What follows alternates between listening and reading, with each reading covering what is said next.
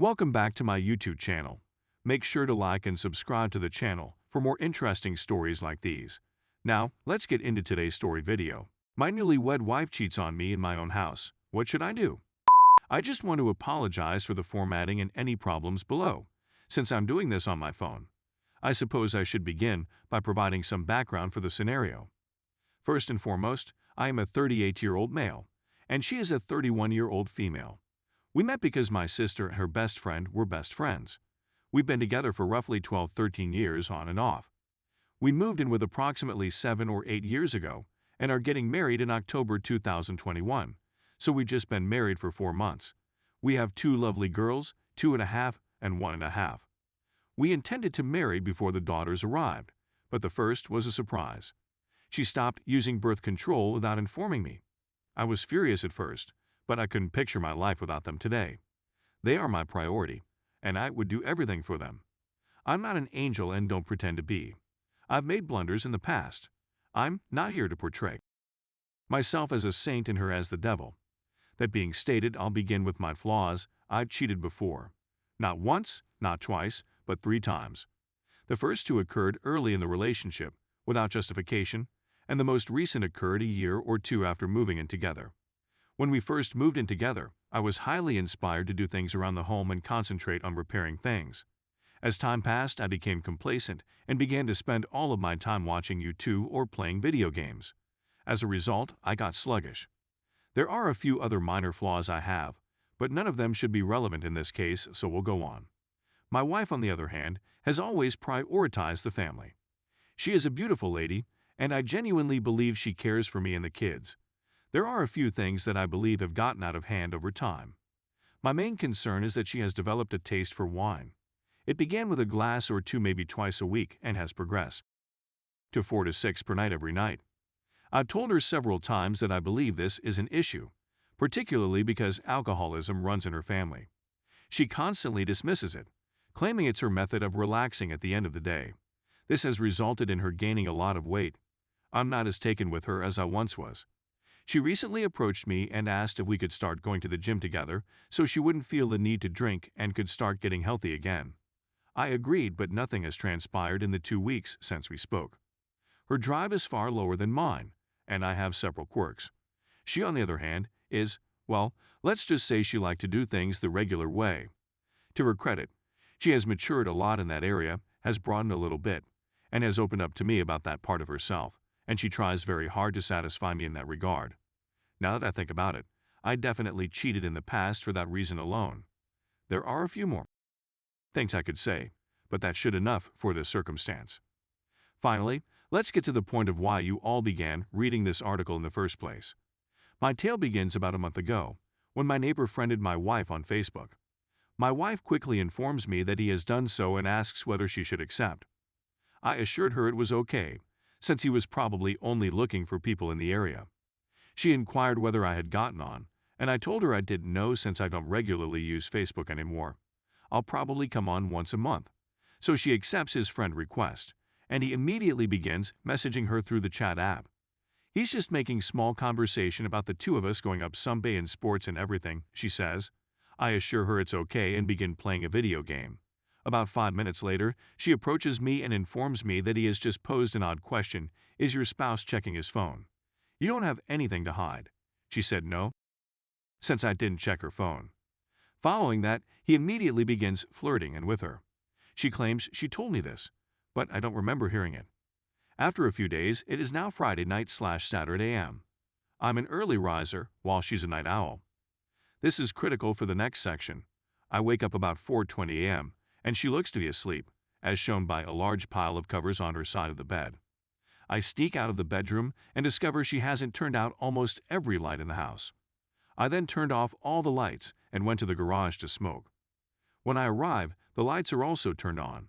I settle down, and about 2 minutes into my smoke, I hear someone in the laundry room behind me.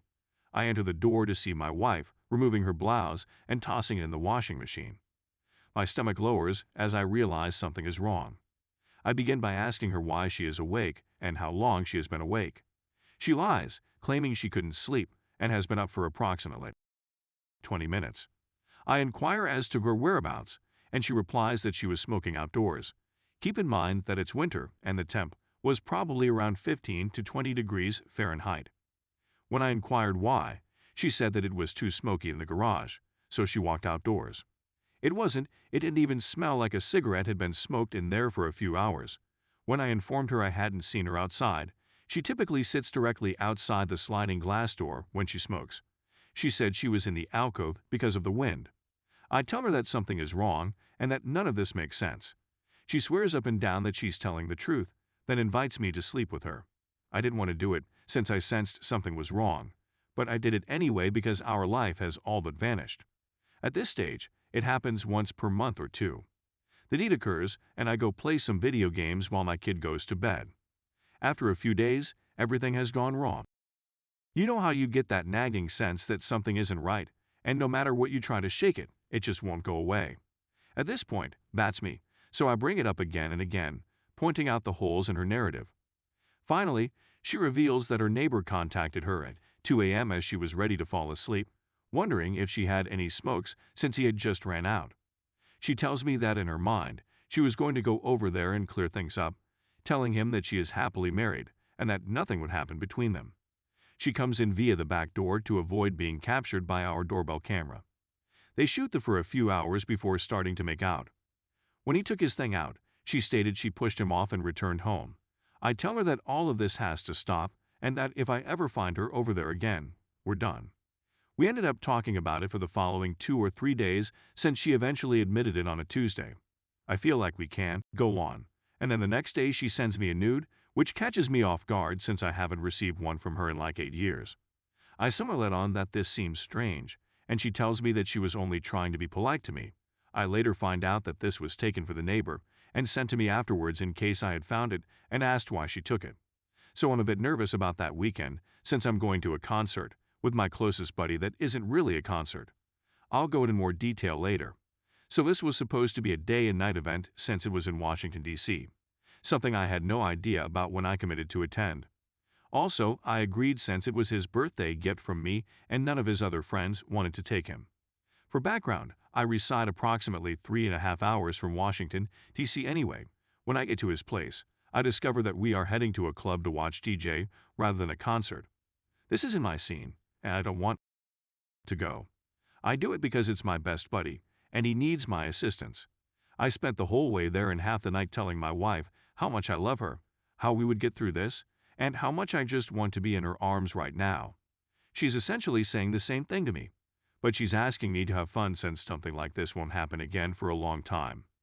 She informs me her phone is about to die and asks that I text her when we get back to the hotel. The concert is coming to a conclusion, and I have a strong sense that I ought to leave right now and go home. I inform my friend that I'm going back to the hotel to pack all of our belongings before we go. He's concerned since I haven't slept since 8 a.m. the day before. It's already 3:30 a.m., and I'm making my way back to the hotel.